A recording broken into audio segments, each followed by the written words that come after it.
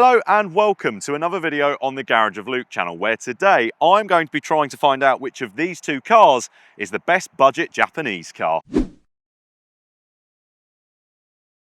Now, many moons ago, back when I was kind of full-time in the motor trade, and especially about 6 or 7 years ago when I dealt predominantly in Japanese cars, a lot of people used to ask me, they used to say, Luke, I've spent a year in my first car, I've driven my penalty box, and now I want to get into the Japanese car scene. So they would say, what should I buy? Now, the criteria for young drivers, it needed to be cheap to buy, cheap to run, and cheap to insure. Many years ago, you used to be able to get an MX-5 for absolutely no money, and they weren't that expensive to insure. But because a lot of young drivers bought them and then crashed them, they have become quite expensive to own, mainly on the insurance side for the younger driver.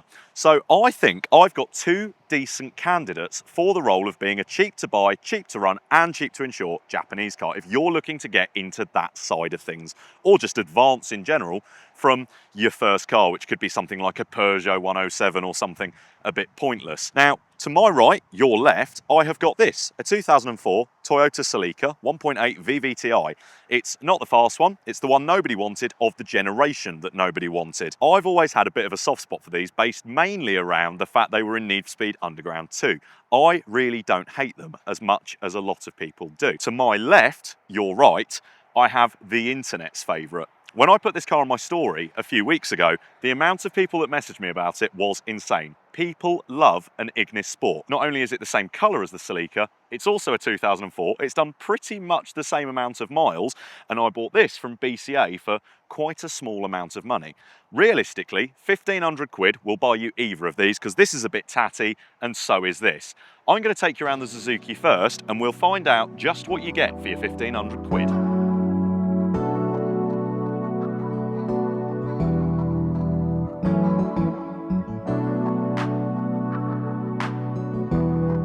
So, the Suzuki Ignis Sport, a car that was brought to the UK by Suzuki after their success using it in the junior WRC. They didn't use this body shape, but they decided that this should become a car for the UK market, something sportier and designed to appeal to the younger buyer.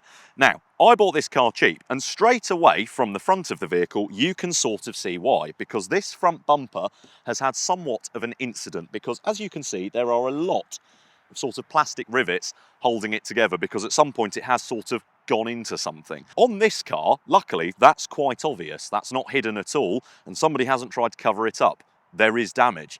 But not all cars show their damage quite so keenly. In fact, some of them try to hide their past. But luckily, that's where today's sponsor, Car Vertical, comes in. Car Vertical is a comprehensive vehicle history checking tool that can allow you to see if your car has a hidden past of accident damage, as well as theft, any legal issues, and seeing if it's had the mileage rolled back. Now, I'm currently looking at a report for a Porsche 911. It's a bit nicer than these two buckets that are sitting behind me.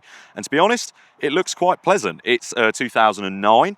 And if I scroll down, there's no history of any mileage changes, there's no financial registration and legal status issues, and it hasn't been recorded as stolen. If I scroll down to the bottom of the report though, I can see that this has a damage record from the United Arab Emirates, and Car Vertical has successfully identified that this car was imported to the United Kingdom. Scrolling up, I can have a little look and find that while the mileage does look good, and the graph shows me that, in 2020 in the UK, there are some photos of it being put up for sale where it looks quite pleasant, to be honest. It's a good looking car, albeit left-hand drive. White over a red interior is always a winner.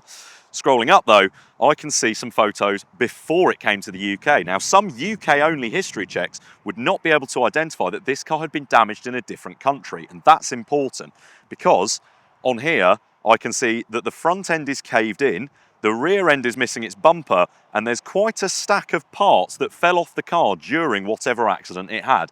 You would not want to buy that car with a clean report, and Car Vertical would successfully identify that it had its hidden past. So avoid a potentially costly mistake when buying your next used car by getting a Car Vertical check. Thanks to Car Vertical, you can get 20% off using the code LUKE at the moment, or by clicking the link that's in the description. Thank you, Car Vertical. Now back to my budget Japanese buckets. So, moving on from the obvious front bumper damage, the bonnet of this car also could do with a polish because it's a bit dull and faded. Japanese paint doing what Japanese paint likes to do. Coming along here, the side skirt is sort of falling off-ish, but I've sort of kind of clipped it back in as best as I can. And yeah, you can quite clearly see, I hope this comes through on camera, that this paint really does need a polish because it's very, very swirly. Aside from that, the styling of this car I do actually quite like, and I can see why people love them, because you've got these really kind of boxy arch extensions, which are quite cool, and they make it look, I don't know, a little bit more sporty than it probably is, and a spoiler. And this is nice and flat, so you could put things on this like a, I don't know, a can of unbranded energy drink, for instance, which is something I may or may not have done. Now, if you join me around the rear of the vehicle, I'm going to take you through a few things, and I want you to remember what I'm taking you through. So, in here, we have a boot and a tailgate that does not stay up of its own accord. This car actually came with some Suzuki mud flaps and a box full of wheel bearings, which doesn't alarm me in any way, shape or form. But this boot is the heaviest thing in the world and does not stay up because the gas struts have just left the chat. So I'm going to pop that gently down and direct you to a dent on the boot lid. Again, take notes of what I'm saying here. Also, just here, possibly the coolest thing, which harks back to the rally-ish heritage of this car, is this little WRC World Rally Championship badge, which I do like. And just so people didn't think that you were a peasant in a standard Ignis, Ignis Sport. Sport, surrounded by red, because red is a sporty colour. Now, apart from that, the exhaust's a little bit corroded. It does have rear parking sensors fitted. I don't think they were standard. I think they're aftermarket. And the story with the paint is much the same on this side. But inside the car is where things start to get interesting. Morning. So, in here, there is one thing that these cars are very well known for, and also a thing that these cars are known for not having because people like to take them out, and it is these Recaro fishnet bucket seats. This, for me, is the biggest selling point of these cars because these are bloody cool. Now, this one has had a small incident where somebody of my size clearly has owned this and has battered the bolster, so it is kind of fraying a little bit. But apart from that, it's very Suzuki in here. Everything's very plasticky. There's not really much going on. It does have air conditioning, which is a surprise, but apart from that, everything is just a bit, I don't know, low quality. It's very rattly. It's very, very Suzuki. As I mentioned, under the bonnet of this is a 1.5 litre engine, which I believe produces somewhere in the realms of 110 horsepower, which for a small and inevitably quite lightweight, because it's Japanese, hatchback, is actually not too bad. However, it's 30 horsepower less than the other car that I have for this comparison. Let's go and have a little look at that. Now, this is the one that I'm actually a little bit more interested in because I've always actually had a bit of a soft spot for these. Again, Need for Speed Underground 2, you could get these cars quite early on in the game and tune them to keep you going through many, many, many kind of races and stages of the game, and they were kind of known as like one of the overpowered cars of the game. And I've never actually owned one of these. I've always kind of wanted to find out what they were like and whether they were as bad as people tell me they are, or whether that's just people going, oh no, I like the old GT4s and the Carlos Sainz editions and not these ones, because these were front-wheel drive only, whereas previously you could get the other versions in four-wheel drive as well as front-wheel drive. Now, this car was traded in against a diesel Fiesta of all cars that I sold, and basically the chap was like, I just need rid of it. It's not had an MOT for 9 years. I'm sure you can do something with it. And all it has needed, and I'm being genuine here, is I've given it an oil change. I've put a set of tyres on it. They were very cheap. They might have been part worn. Rear brake pads. That's it. That's all I did. And then I presented it for an MOT, which aside for some surface corrosion underneath the car, it passed with flying colours. It even went straight through emissions. It had been off the road for 9 years. That, for me, immediately, the mark of a good car. Now, I'm going to go around the front, and this is where things are going to get a little bit interesting. Now, in terms of the specification of the cars, this is of more interest to me because unlike the Ignis, which is very low spec, this has climate control and aircon. It's got a sunroof, which as you can see is cocked. And in addition to that, it's got a much nicer interior. But let's focus on the exterior for the moment. Now, you might remember I told you to take notes, and I said, when I'm explaining these things, take notes. The bonnet of this, like the Suzuki, is faded. But that's not where the similarities end, because if you come round here, you will also find that it has silver wheels and is black, like the Suzuki. And you're probably thinking, black, silver wheels, faded bonnets, that's just Japanese cars. But wait, there's more. If you join me at the rear of the vehicle, Number one, the tailgate on this car also, there we go, does not remain open of its own volition. And again, there is a dent in the tailgate in exactly the same place where there is a dent in the tailgate on the Suzuki. This here, they are the same car. However, as mentioned, the interior is where things are a bit different. So let's have a little look at the inside of the Celica before we take these out for a drive and establish which one is the best option. In here, we do not have a pair of Recaro fishnet bucket seats, which obviously is a shame. But what we do have is leather seats, and they are quite nice. And they even have Celica embossed into the back of the chair. As mentioned, there's a sunroof, and we always love a sunroof, which does just add slightly to the more premium feel of the car, but also the interior. There's a lot of, and this is quite rare for Japanese cars, sort of higher quality plastics and softer touch materials. Like, you bang your fingers against it and it doesn't rattle at you. The steering wheel is this nice kind of perforated leather three-spoke array. It's got a 6-speed manual gearbox as well, which, another point there, because that makes things a little bit nicer on the motorway and a little bit nicer for day-to-day use. And to be honest, the buttons, the switch gear, everything does feel quite a bit nicer in the Celica. But then again, you have to remember, this was a good few £1,000s more than the Suzuki when new. I think that's enough about talking how these faded black Japanese cars are similar in terms of their kind of exterior condition. And I think it's time to drive one of them and see how it drives. And I think I'm going to start with, do you know what? I'm keen for the Celica, so I'm going to start with the Ignis and save what I'm hoping will be the best until last. So let's get out for a drive. So, the Suzuki Ignis Sport. Now, this is admittedly a car that I've been wanting to try out for a long time, mainly because, as mentioned, the internet seems to love them, and people do tend to go on about them a bit, and I've got quite a few friends who have always wanted to buy one. Now, immediately there's a problem. Number one, I know I can't really go too much into this because it's not really the car's fault that I'm this large, but I don't really fit in this car very well at all. I've got the seat all the way back, and there is quite a gap to the rear seats, which is all unused space.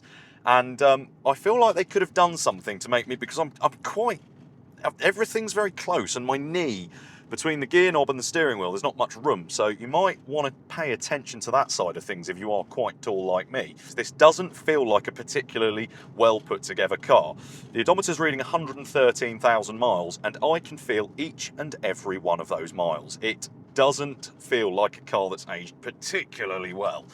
I mean, apart from that, it's reasonably peppy. The steering is quite nice. It's pretty nicely weighted, to be fair. The gearbox feels quite good. And I'm currently driving through Ann Village, and it feels quite at home at these speeds. It's nicely geared. Everything, you know, it feels like it handles quite well, and everything in terms of the mechanical side of things seems quite tight. I think we need to find some slightly more open roads and see how it performs there. So I've now ventured out onto a country road where I want to see if this car makes a little bit more sense. And initially, the answer is yes. The engine, I will give it to it, is quite peppy and quite perky. The gearbox, the kind of nice snicky gear changes that I mentioned earlier, do kind of make it quite enjoyable to kind of row through the gears.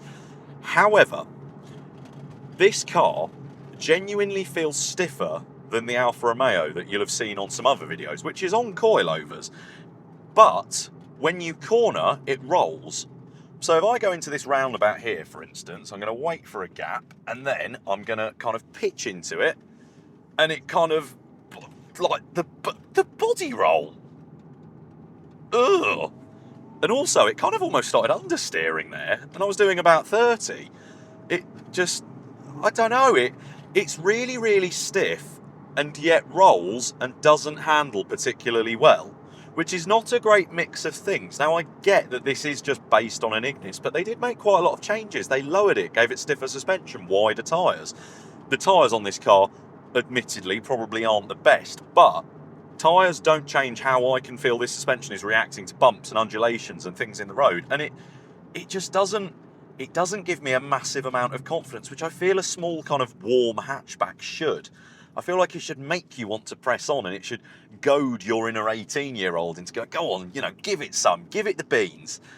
And it kind of doesn't do that. I do feel like I am just driving a Japanese hatchback that's been mildly adapted to kind of look a bit better, but not drive in a way that's particularly better. There's not really an issue with the speed of the car, but I'm doing 65, and the noise coming from, I don't know if this will come through on the microphone, but the radio's rattling, the rear of the car's rattling, the road noise that I can hear in here is absurd.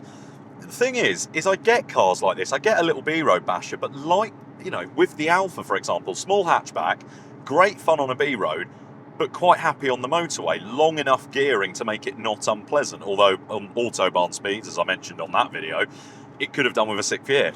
I'm doing 68 and I'm at 3,500 RPM. Everything's rattling, everything's vibrating, there's a lot of noise, and I think that combined with the fact, if it drove really well on a B-road, like if it was a fantastic bit of fun and a bit of a handful, then I'd forgive it for that. But I feel like it's got no excuse as a result of the fact that it's not particularly kind of warm hatchy on the B roads. It kind of doesn't have an excuse to be that bad on the motorway. Like, pick one, pick a side. I think what I want to do is just take it back in, and I want to try out the Celica, and I'm hoping I'll enjoy that a little bit more, because I am a little bit disappointed in this. It really does feel like it's not wearing its mileage very well, and I really wanted to love it. I've always wanted to see what they're like. I like a small Japanese car. My old Daihatsu Avanzato R kind of mirror thing, little K car I had, that was great fun. But it felt better built than this, despite the fact it was a lot cheaper when it was new, and K cars are built to be very light and built on a budget. So I'm going to pull in here. Oh, the rattling! I'm going to pull in here, get in the Celica, and see if that's any better. I hope it is, because I'm not having the most pleasant time at the moment. So, I'm now in the Celica, and immediately I am happier to be here. After enduring what was Vibration City in the Ignis, I'm enjoying this a lot more. I'm already doing about, there we go, 70 miles per hour. 6-speed gearbox, that feels fantastic. Engine pulls really well, very, very smooth. It's a lot brighter and airier in here. I think the Ignis has tinted front windows slightly, whereas this has a sunroof which is kind of, the blind is open. It's quite bright, it's quite airy, and there are no vibrations. I am not being battered in the eardrums with the sound of a poorly made car. As I mentioned earlier, all of the materials that are in this car are a lot nicer, and the seating position suits me a lot more. Again, there's only so much I can kind of dwell on the seating position because I am quite tall and it's not really the car's fault. But honestly, this is a much nicer place to be. And I have driven this car a little bit, I will be honest.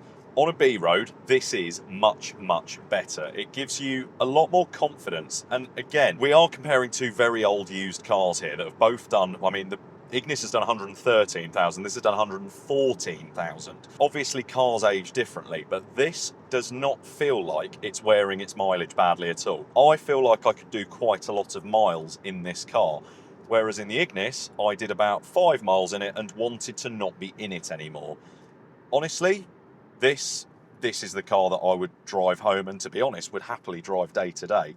This I prefer much more. I feel like it suits me because I'm not as young as I used to be. I'm not really a hatchbacky person anymore. Obviously, I've been loving the Mito, but that's a car that drives surprisingly well. Whereas that Ignis, it drives as cheaply as it was kind of made. It just feels like a really low quality product. The thing is, if I put myself into the mindset of an 18-year-old, what one would I prefer?